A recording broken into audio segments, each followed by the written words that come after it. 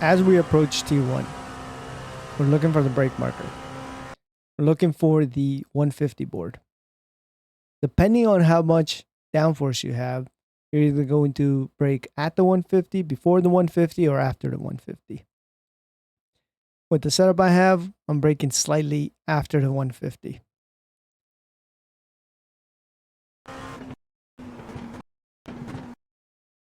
You want to make sure that you're on the left-hand side here. You can use a little bit of this here on the left.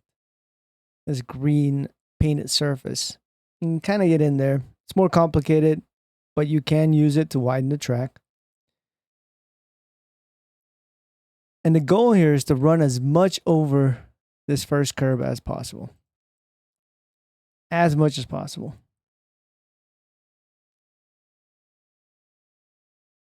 And as you can see, you can run about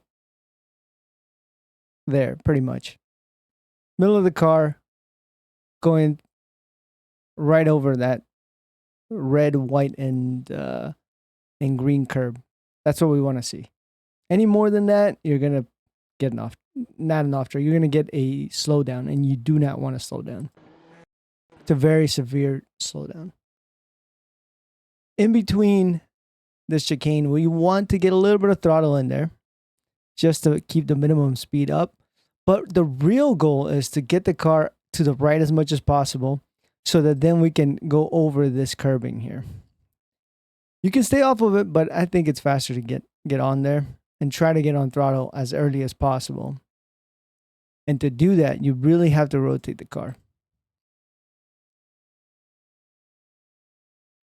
And so our goal on exit is that the car ends up right on the very edge, basically just driving on this right green part over here because it's flat. Don't get on the gravel. Gravel is going to make you go slower. But that's the only way you're going to maximize the speed, is going through there. All right, as we approach the second chicane, there's some visual markers here, like the bridge, this orange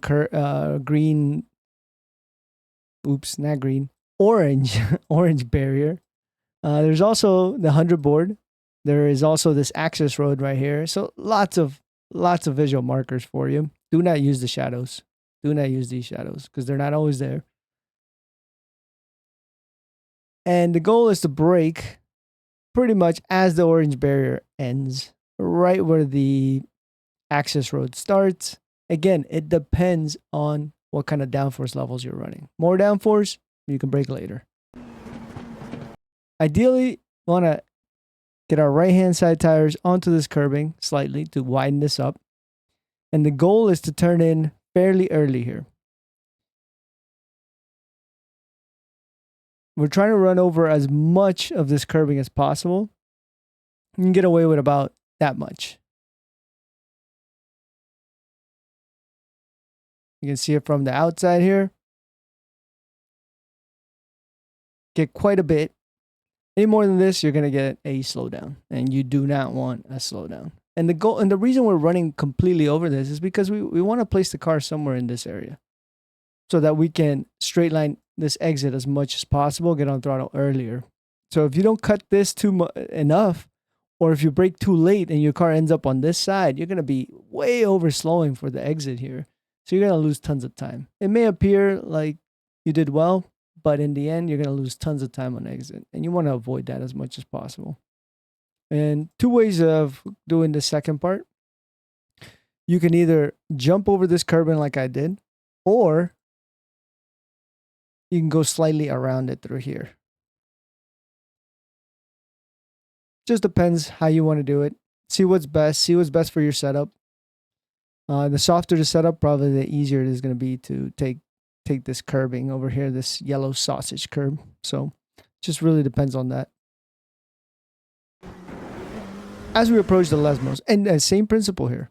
On exit, we'll want to use the green part. That's where we want our left side tires. We can get a little bit on the gravel. It's going to slow you down if you get on it too much, though. And there is an off track if you do get on it too much. And as we approach the Lesmos, there's not a great visual marker here. I like to just look at the apex, to be honest with you. And kind of in my peripheral is this big tree over here. I know that if I brake way past this tree, I'm going to be wide. I'm going to be braking too deep. So I try to brake kind of in line with that and do a fairly late turn in is what I do. And basically, you're just waiting for the moment you can get on throttle. And as you can see, throttle happens fairly early. You want the throttle to be early just because you want to carry the most amount of speed.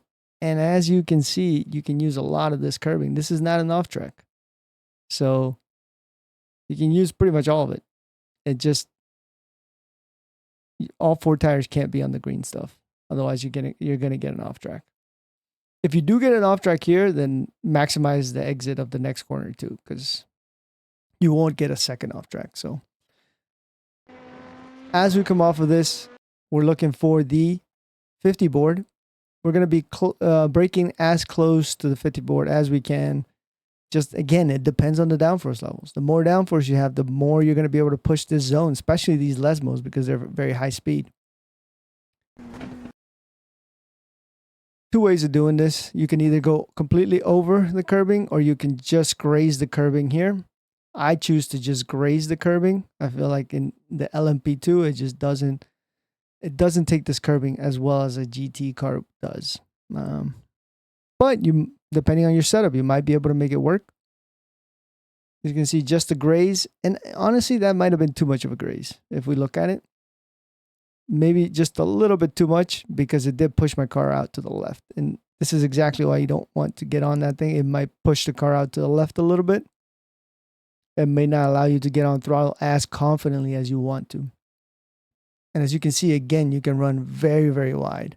You can, but you have to keep some of your tire here on this white part. Otherwise, on this white line over here. Otherwise, you're going to get an off track.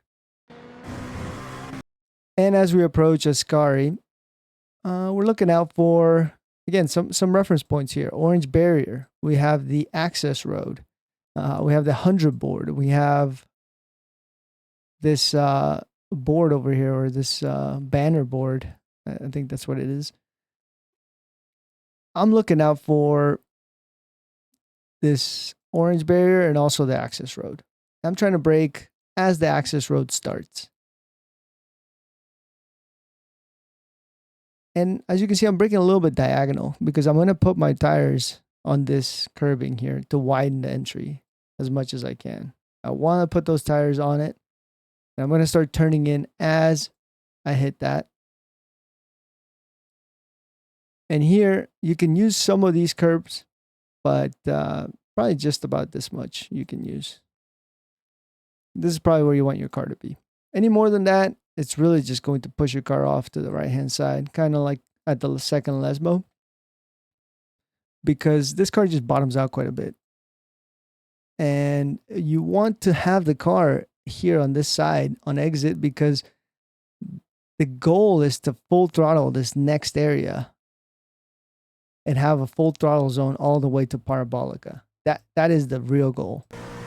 As you can see, I am not quite able to do that because I maximized this too much. I maximized the entry to Ascari a little bit too much. And again, sometimes it's a wash, right?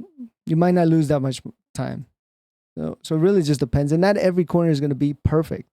You got to find a way to minimize the time loss. So in this case, I'm very close here to this curbing. And I believe I have to lift a little bit here on the entry. Exactly. Yep. Just to keep it to the right so that then I can keep it full throttle through that curbing. And this is a dangerous part because the car can, if you have too much steering and you hit this curbing, the car can snap here. It just depends on the downforce levels again, right? If you have high downforce, not high downforce, but more downforce, then Ascari shouldn't be that much of a problem. The lower your downforce though, the harder it's going to be to keep that full throttle and flat out. As we get over to Parabolica here, we're looking for the 100 board. We're braking about halfway on the green AstroTurf here. Painted surface. And we're looking to turn in fairly early. And this corner is a is getting wider and wider on exit. Therefore, we can get on throttle fairly early. And that's what we're looking to do is get on throttle as early as possible.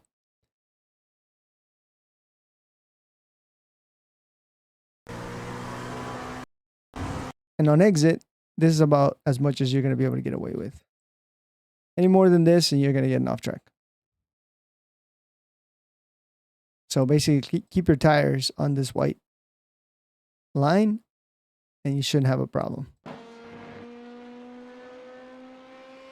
And that concludes the lap. Remember, quali, the tires are not quite heated up the first go round, so the second lap is always going to be faster.